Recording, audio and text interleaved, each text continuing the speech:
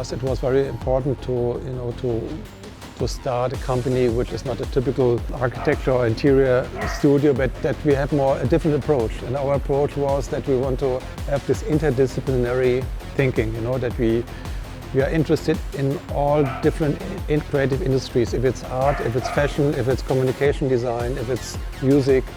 And this was very inspiring. And the graphic design in the 90s was a very strong and impactful business. I'm Dieter Brell. I'm co-founder and creative director of the design studio 3 Deluxe.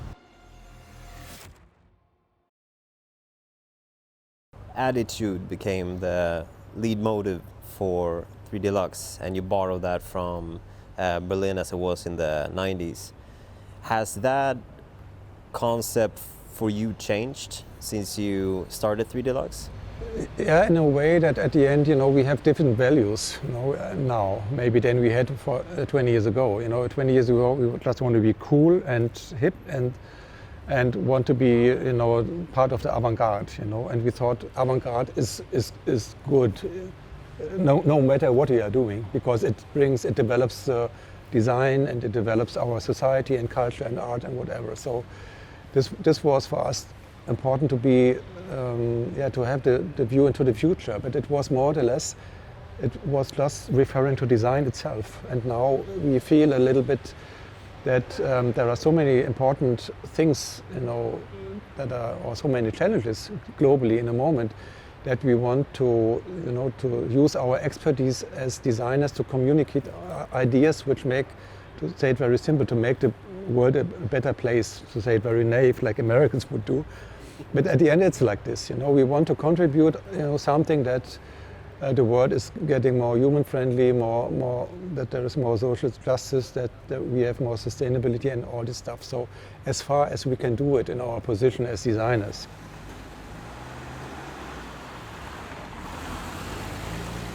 This kind of neighborhoods are always the most interesting and vibrant neighborhoods for the creative industry. And this was really extreme here. And this was, I think a very good ground for, that many people can create here nice things. And, the scene about the graphic and communication design was in the 90s very strong and very important, I think, for the creative industry. And they were very connected to the music and to the electronic too, that to make some covers, and all the young studios, 3 Deluxe, we are starting with doing covers for techno DJs, for the, It was fantastic, The cultural revolution. Yeah, and there were everywhere parties, private parties. This was fun at the end, I think the iconic buildings of our times will be the buildings where you can see, okay, this was from this time where sustainability was one of the topics, all about. And I think the buildings of our time, or for the next years, you have buildings all over the world, where you can see it in Germany. Oops, you have to be careful with bicycles. So I think for me, the major topic is the transformation of our cities into more human-friendly and sustainable spaces. If you scale everything down, you are not allowed to do anything what makes fun. Yeah. Then you will not get the people that they follow the idea, that you have to do something. So I think still everything what is sustainable still have to be the quality. Has to be beauty. As beauty, for example, and that is attractive and everything.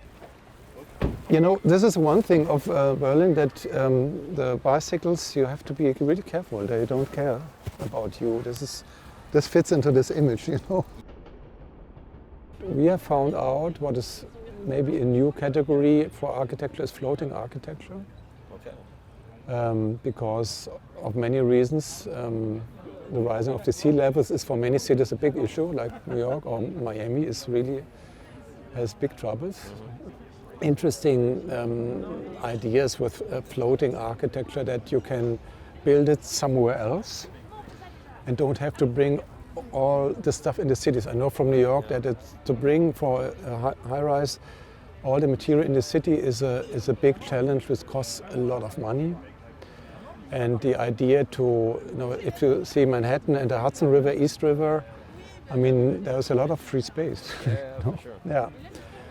If you make it clever and smart, and if it's a sustainable project, that you maybe you generate your own energy, so that you are quite independent of being connected to the city, This could be very interesting because then you are even flexible, You have something like a big house where you can say, okay, we can bring it somewhere else after 10 years or whatever.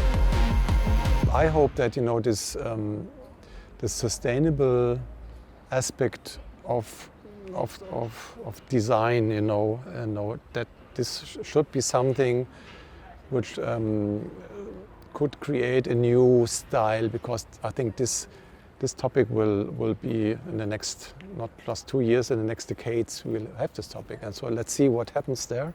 Let's say the sustainability becomes its new own style, beyond just being climate friendly. What are some key features you would like to see? I think what is important, because we are coming from we have studied interior architecture, so we know how spaces should be in the inside, right? And I think this is very important, that houses are developed more from the inside to the outside. And we have another approach today. We want to have more daylight, we want to have more open space, and I think there are many aspects. How do you want to live in future? And so this will have a certain influence on the buildings itself too. That you want to have a nice balcony, you want to go outside, or what is, I think, important for the future is these shared spaces. That you have a shared garden, a shared kitchen maybe, or an area where all the people in the house can meet. So that the way of how do I want to live today, with all people around me, that you're not in your little tiny flat, but you have more shared spaces, it's more social interactive a building, and this could create a new structure of buildings at the end, It makes my day more positive, because I see that somebody wants to inspire the world and not just make money out of the building. And so these aspects, I think, should be important in the future. Let's see if this will happen. We have to be aware that this area between the houses, formerly called street, that we have to define this in a new way. What can we do here? Because it's a very valuable space in the cities. And I think we have to design it very carefully, and we have to think about what can we offer the people besides of going into the shops and consuming. So I think this is the idea for bringing more life into the cities after the pandemic. So we have to bring more attractive activities here so that people like to go in the center of the cities or like to stay there besides of shopping. Yes, I think a lot of the venues like theaters, concert venues, will part of that be moved out into the street when cars go away? Yeah, this is one of the many options. I think what you can see here in the background, that in the moment you have something like a street again, and the pedestrians, and we are sitting at the side, and in the moment you feel like we are sitting on an empty street. So for me, this is not the idea, and I think it should be more something like a landscape where you can, explore, this area of the city.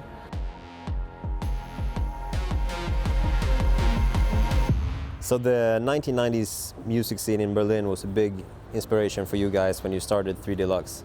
Tell me a little bit about that period. I think what was interesting here that we had the first time we have something in Germany like we know from New York, Lower East Side, or London, Shoreditch, where neighborhoods are starting to getting people to attract young people, And after the Berlin Wall was falling, there were the eastern parts of Berlin were something similar like this. Like you have in New York, Lower East Side, like no-go areas in a way. Yeah. But they were boring, but they were cheap. Everything was affordable, and so all young people went in this area and started new clubs, new cafes, new art galleries. So it was the young creative scene was moving here, And so it was in Germany the most attractive area, you know, the east of Berlin, you know, the center, the old center. It was very vibrant and new ideas were coming up, and it was a very, you know, the 90s for us was something, we were starting our business, and it was, you know, something like, okay, the future is coming now, you know. But it started with MTV. You got commissioned by exactly. by MTV. Yeah, this was one of our first clients, and the good thing, MTV don't want to feature a product. They want to be, you know, the place to be on the fair. You know, they want that everybody comes there. You know, that they are the hotspot. You know, I think we were one of the first designers who established the lounging again, you know, in the early 90s. It's now everything's lounge. It was something like a revival from the 60s. You know, airport lounge, they had always something cool, you know. And now lounging means in the 90s something, a place where you can hang around, meet people, and it's super cool, you know, where people can hang around and sit there and think, oh, now they are in the center of gravity of the music industry. That was the idea. So it was very fun. And in the beginning, for us, it was very important to, you know, to start a company which is not a typical architecture or interior studio, but that we have a different approach. And our approach was that we want to have this interdisciplinary thinking, you know, that we are interested in all different creative industries, if it's art, if it's fashion, if it's communication design, if it's music. And this was very inspiring. And the graphic design in the 90s was a very strong and impactful business. They had a lot of innovations, and many people were keen looking what is going on, what are the new magazines are looking like, how is the graphic design, is it wild, is it chaotic, is it straight, you know, and out of this you can put your ideas for interior design. So graphic design was very strong, very impactful. And so the combination that we as interior designers work together with graphic designers was in this time very fruitful. So what's the first thing you think about when you take on a project? Where does your creative process begin?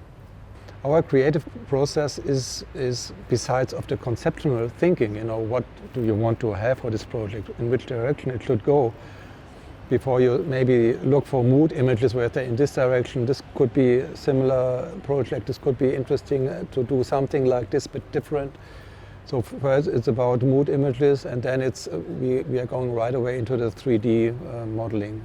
Architecture has a big impact on your daily life. You are seeing it every day, and I think it very often looks not so attractive. And our approach is it should look more, you know, inspirative, more attractive, more. It can submit ideas like green buildings could submit ideas of, you know, they have an attitude. Let's do our world more sustainable, and it can be social interactive buildings, you know, that they are more open for people, that they offer something, you know, they can use like a garden in the courtyard or a garden on the roof. So I think there are so many things, you know, so many ideas which are important in the moment, you know. You started a design studio that has now some of the coolest projects all around the world. Tell us a little bit about the company. Yeah, 3 Deluxe is a design studio based in Wiesbaden. It's in Germany, close to Frankfurt. And we have little offices in Dubai and in Miami because we have frequently the projects running. And we have 3 different departments. It's architecture, interior architecture, and brand design. I'm born in Frankfurt, so it's in the center of Germany, and then my studio is now in Wiesbaden. It's very close to this, and at the end I'm traveling a lot, and I'm all over the world. Raving or hiking? Hiking, because really? I'm too old for raving, you know. It was raving, but now it's hiking.